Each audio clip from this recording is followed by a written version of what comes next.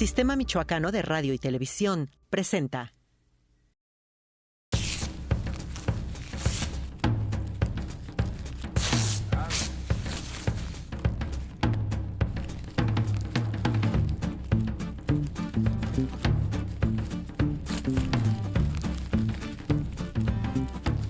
Hola, ¿qué tal? Muy buenos días, muy buenas tardes, muy buenas noches a todas, todos y todes. Este es su programa, El Planeta de los Changos, análisis político e internacional sin mamonerías académicas ni esnovismos aldeanos.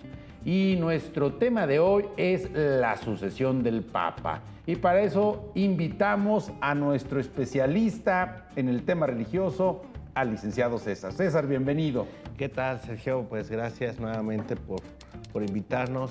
Un gusto saludar a todo tu auditorio y a ti especialmente. Aquí andamos con este tema que ya salió. ¿Tú cómo ves? Siempre hay como muchos rumores. Yo creo que es uno de los procesos sucesorios que más despierta una serie de situaciones ahí, teorías de la conspiración. Pero platícanos en realidad cómo se da y quiénes suenan.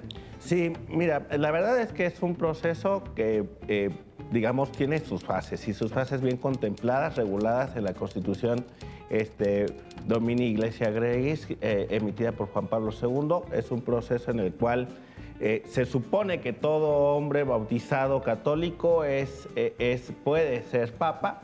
Sin embargo, en esta Constitución pues ya se establecen ciertas reglas. Para empezar, debe ser cardenal, debe tener menos de 80 años, y además, pues debe estar en la Capilla Sixtina. Es decir, no puede ser un cardenal que no haya podido asistir por cuestiones de salud o cuestiones de traslado, que digan, ¿sabes qué va a ser aquel? Y vamos hasta allá, como sí llegó a pasar en alguna ocasión.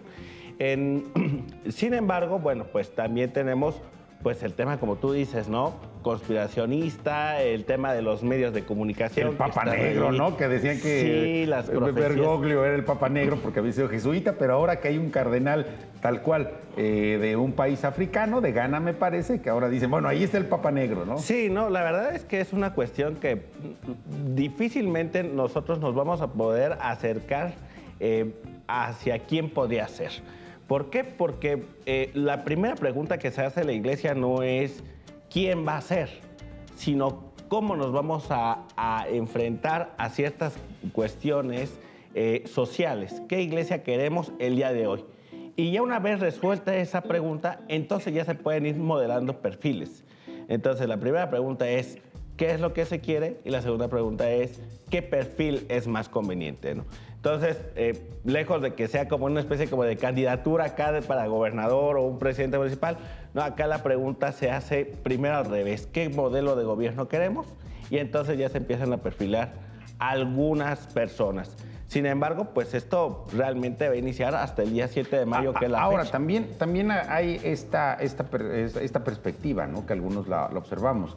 Para la iglesia, cuando se requiere algo urgente, son alrededor de 10 años. Algo que se requiere extra urgente, serán 5 años. A mediano plazo estamos hablando de 25, 30 años y a largo plazo pues entre 50 y 100, ¿no? Sí. Es decir, los tiempos de la iglesia no son los tiempos de los hombres. No, es que difícilmente pues hay que activar toda una maquinaria, ¿no? O sea, la verdad es que esto no lo puedes cambiar de la noche a la mañana, debe de haber consenso porque hoy en día, todavía el día de hoy, hay sectores de la iglesia que siguen añorando las épocas preconciliares, ¿no? Siguen añorando la misa en latín, siguen añorando la infalibilidad del Papa. La infalibilidad del Papa, ajá, exacto. Sigue habiendo ciertos temas que todavía el día de hoy generan tensión, ¿no? Ya no hablemos de las formas, temas de fondo, ¿no? El matrimonio, la anticoncepción, todo esto, pues obviamente tienen que pasar por un proceso de consenso para no generar rupturas de fondo.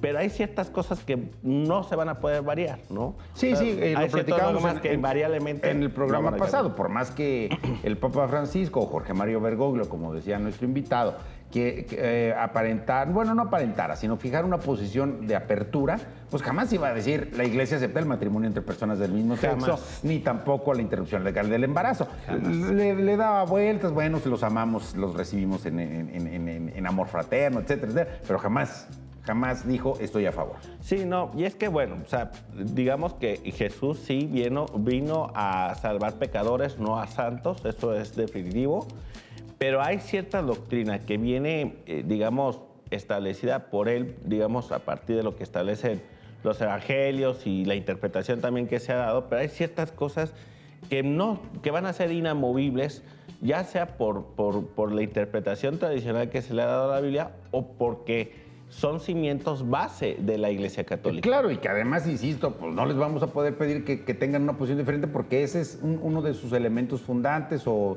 que lo rige, pues. Eso a veces me parece que exigirle eso a una institución como la Iglesia Católica es un debate pues nulo, ¿no? Poco útil, ¿no? Pero regresando, entonces, hay también que platicaba este fin de semana con un amigo y me decía, mira, el papado de Juan Pablo II fue largo, después vino un papado corto con Ratzinger, con Benedicto XVI, y ahora nuevamente hubo un papado más o menos largo, ¿no? El de Jorge Mario Bergoglio, el Papa Francisco.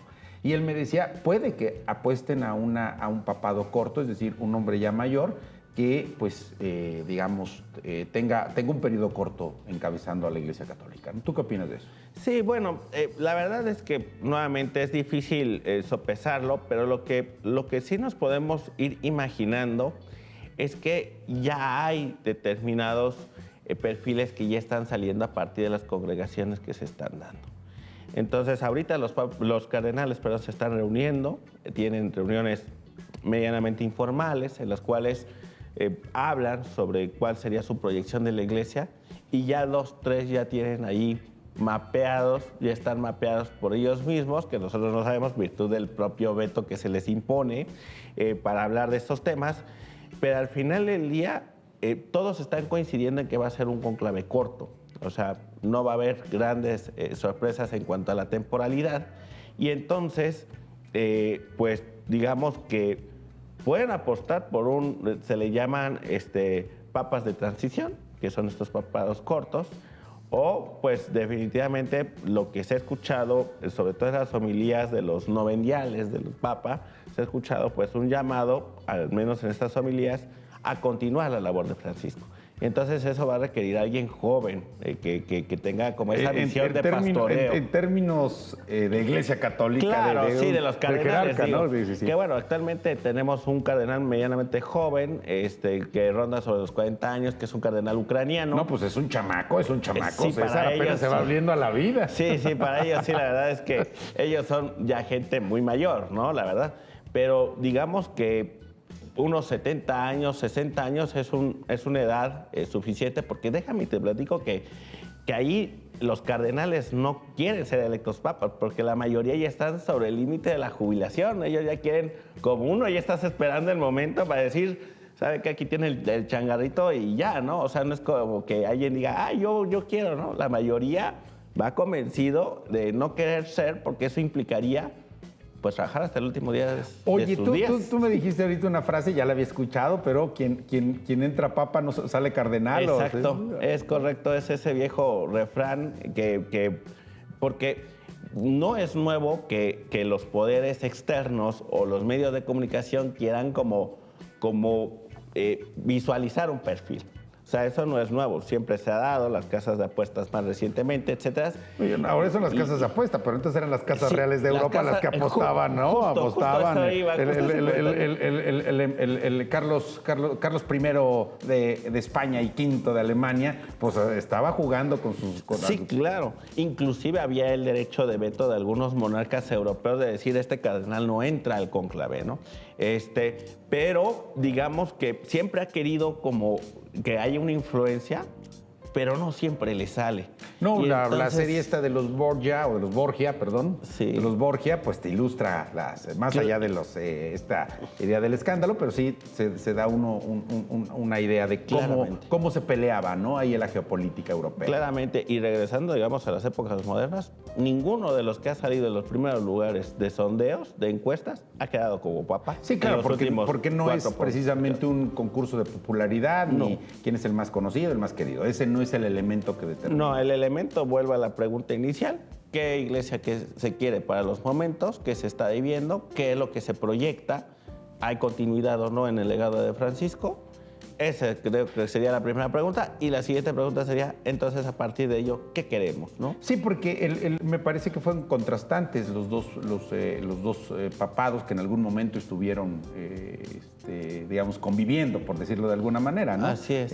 La perspectiva o la posición de Ratzinger con la de Bergoglio era muy contrastante. No sé si diferente, pero sí contrastante, ¿no? Y es que al final del día, mi estimado Sergio, creo que los cardenales que se vuelven papas, pues trasladan su vida, su experiencia hacia el papado. O sea, digamos, pues no es lo mismo un académico como fue Ratzinger, que se dedicaba a los libros, al estudio de las, pues digamos, de la historia, de la doctrina, fue el inquisidor digamos, moderno, y pues Francisco, que realmente él se la vivió en la calle, pastoreando literalmente, y haciendo un proceso de, digamos, de acercarse a la gente, lo que Ratzinger no hacía.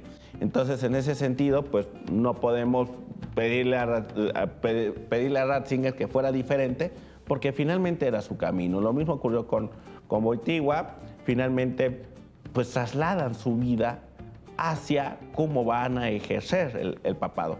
Y eso es precisamente lo que ahorita están viendo los cardenales. ¿Qué vida, qué perfil se postula a la idea de iglesia que queremos para el futuro, pues, cercano? Vamos a corte con ese tema, que te quiero hacer varias preguntas.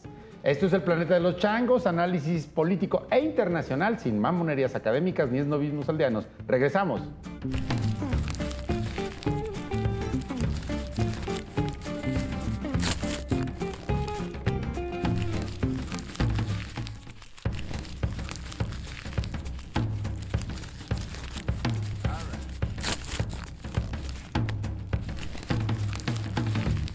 Hoy en las changadas de la semana, en los funerales pasan las cosas más increíbles. Y en el funeral del Papa Francisco o Jorge Mario Bergoglio se encontraron Donald Trump y el presidente de Ucrania. ¿Qué se habrán dicho? ¿Qué no se habrán dicho? ¿Habrá comprometido Trump a apoyarlo o simplemente le dijo, ni modo, perdiste?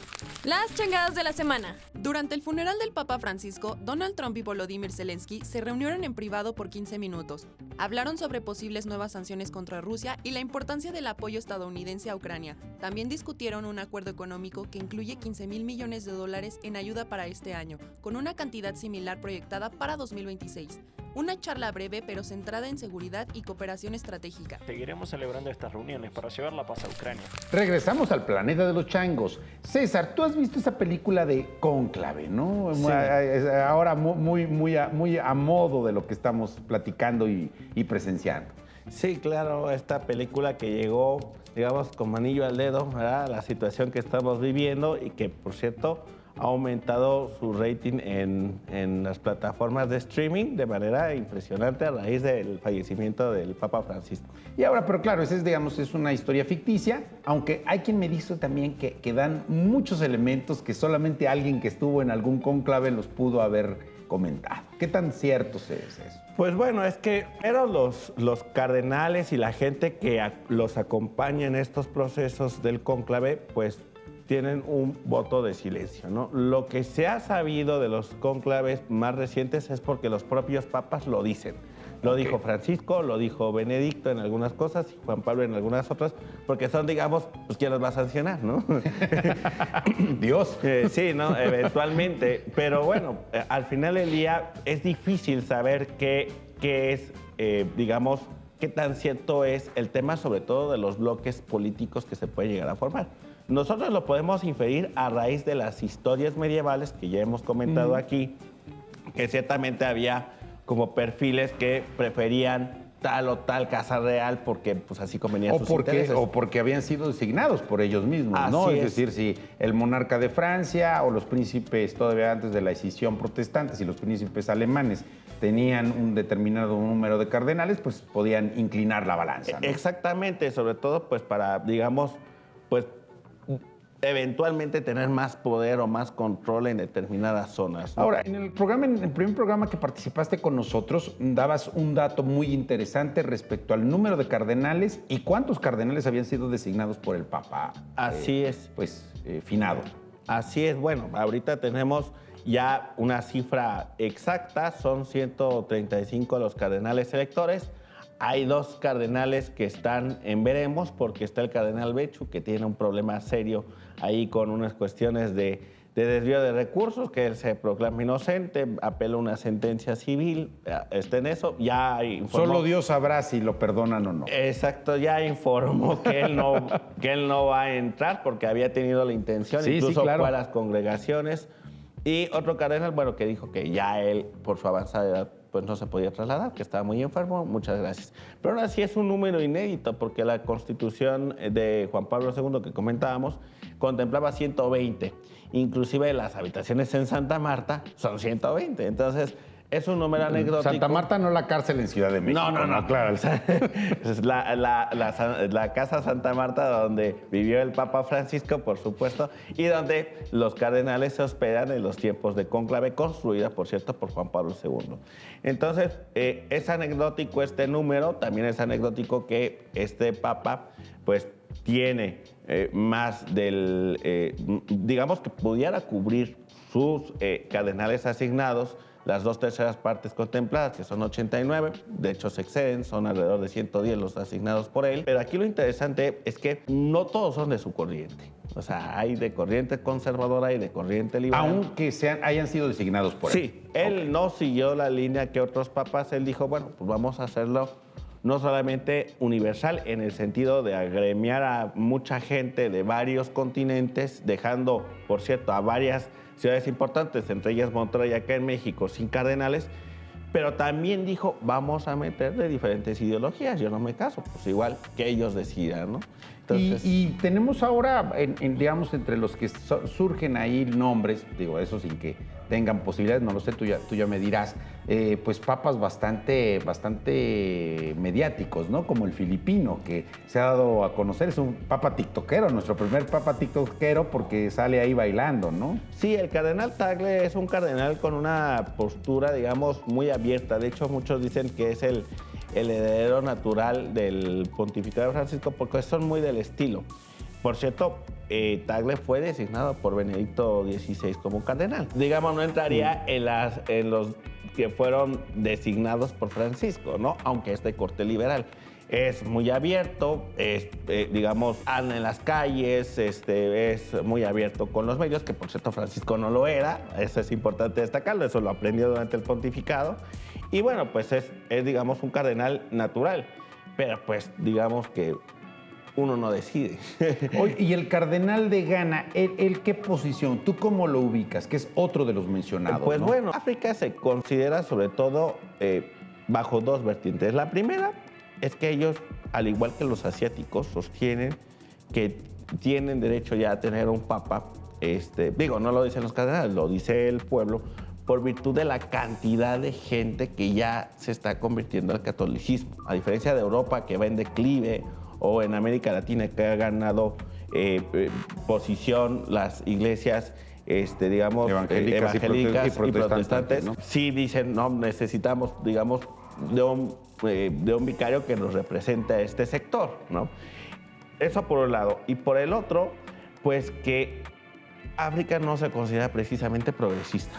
Entonces está este cardenal Sahara, que la verdad es que es más bien un cardenal más conservador, pero que tampoco está, digamos, tan perdido. Pero hay esta profecía de Malaquías, que muchos le tienen miedo, que si ahora sí llega un papa afrodescendiente, pues se va a acabar el mundo, ¿no? Bueno, ellos dicen el Papa Negro, ¿no? Por eso decían que Así Francisco había sido el Papa Negro porque era jesuita. ¿Y qué otros cardenales ves tú en el panorama que tengan posibilidades? Pues bueno, uno de los que está sonando muchísimo es Pietro Parolin, que era secretario de Estado de Francisco. Digamos, pues como diríamos acá en México, un político de carrera. Ha tenido varias embajadas a su cargo, inclusive estuvo en México, sabe hablar bien el español, el francés, el inglés. sabe perfectamente en tiempos tan críticos para la Iglesia, de guerras, etcétera. Oye, paréntesis nada más, dabas el dato de cuántos cardenales no hablan italiano, ¿no? Sí, son ahorita alrededor de 30 que no hablan italiano, ¿no? Entonces ese es un problema de sesgo que viene pues parte por la universalidad de la Iglesia, pues que sí nos va a poner en aprietos allí porque no puede entrar nadie que no sea cardenal. O sea, los a la seminarios, Sixtina. si piensa mandar a su hijo al seminario o piensas estudiar en el seminario, no vas a aprender ni latín ni italiano, ¿no? Nada más hay que aclarar. Sí, eso es importante aclararlo. El italiano pues es la lengua de Italia y que habla la curia romana, que por cierto son la mayoría de los cardenales que están ahorita. O sea, la mayoría son italianos, hay que decirlo. Y hay varios que pues aún y cuando no son italianos han estado en Italia por designaciones en varias, digamos, del sector en dicasterios o en organizaciones y que pues, la necesidad los ha hecho que hablen y entiendan el italiano. Pero eso no significa que en el seminario vayas a tomar la clase de italiano 1, italiano 2. No, eso no Si yo te digo, o sea, es una pregunta difícil, entiendo por todos los elementos que has dicho, pero si tú tuvieras que colocar posibles cardenales papables o cardenales que tengan la posibilidad de ser papas, ¿quiénes serían en tu opinión? Pues bueno, yo creo que las cabezas ahorita son Parolin y Tagle.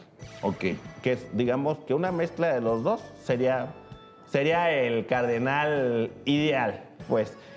Pero finalmente, digamos, es complicado. ¿Por qué Parolin? Porque es diplomático, es de carrera, sabe, y regresa a mi comentario en el que estaba, sabe perfectamente cómo conducir los hilos diplomáticos en tiempos de guerra. Y por el otro lado, pues Tagle, que pues es muy parecido al Papa Francisco en muchos aspectos doctrinales y de práctica. Digamos, en una elección o en un proceso donde se polarizan, también puede surgir una tercera opción. Sí. ¿Cuál sería tu tercera opción en ese proceso que estamos analizando, o en este proceso que estamos analizando? Está muy complicado saberlo porque, fíjate, hay cardenales, digamos, que son de un punto y otro, aunque suenan cardenales estadounidenses que son mucho más conservadores, pero en un punto medio, pues digamos que no hay nadie desdibujado por ahí, no hay nadie que las encuestas o digan, esta tercera opción es Finalmente, yo creo que la postura de la Iglesia Católica pues va a ser a partir de si quieren seguir bajo el progreso y el pautado de Francisco, o le ponen una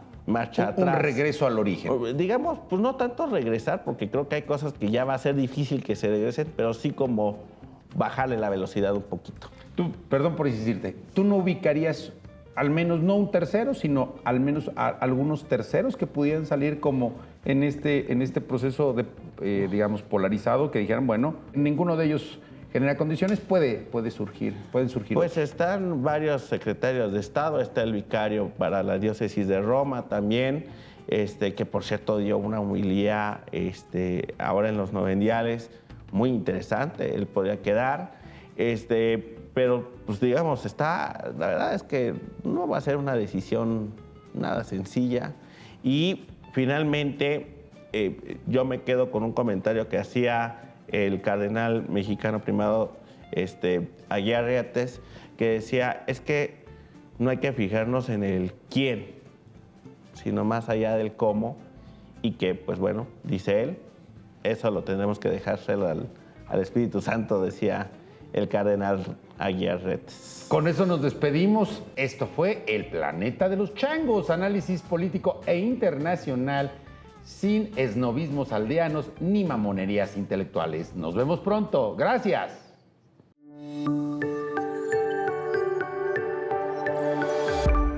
Sistema Michoacano de Radio y Televisión presentó